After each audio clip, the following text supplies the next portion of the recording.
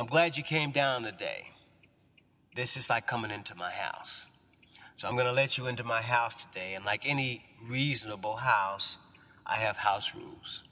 So you have to follow my rules once you come past this door. And I want you to know that once you come inside, that I have guns placed all around this place within reaching distance, and I will shoot you if you act up. Do you still want to come in?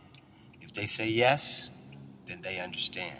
From that point, it kind of sets the stage. Alex Levesque, the famous artiste. Okay. This Gunnicide project, which was to try to recruit these gang members from across the city and teach them automobile restoration. How to do upholstery work, paint work, body work, mechanical work, brakes, how to build cars from scratch. And we're just gonna put a thin coat, not all over here, just we're gonna put it like back into here. We're gonna smooth it into here, you know, blend it in so you can never tell that that repair was there. And then we're gonna put a little bit on the bottom, a little bit on the bottom here all the way across. We're gonna block the door real nice. I talked to them about, you know, keeping their pants up above their waist and putting a belt on. I talked to them about their problems at home or problems with their girlfriends or their babies, their children. Always loved cars, old American cars from the 60s, which is what I grew up with.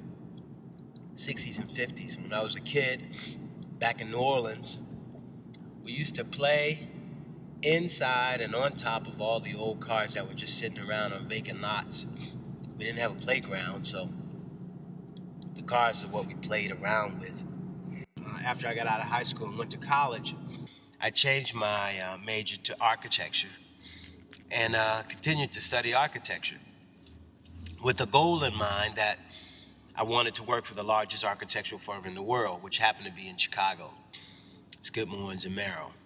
So after school, set off to Chicago, got a job with Skidmore. I had hot rods all pasted over the wall because that's what motivated me to come to work every day. It wasn't the architecture, it was the ability to be able to buy old cars. So I decided that I was gonna quit my job, go back to school for a year, which meant a lot of sacrifice.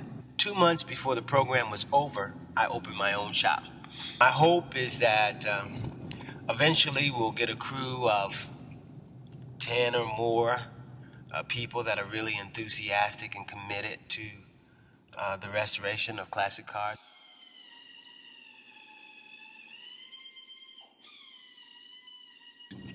So I find myself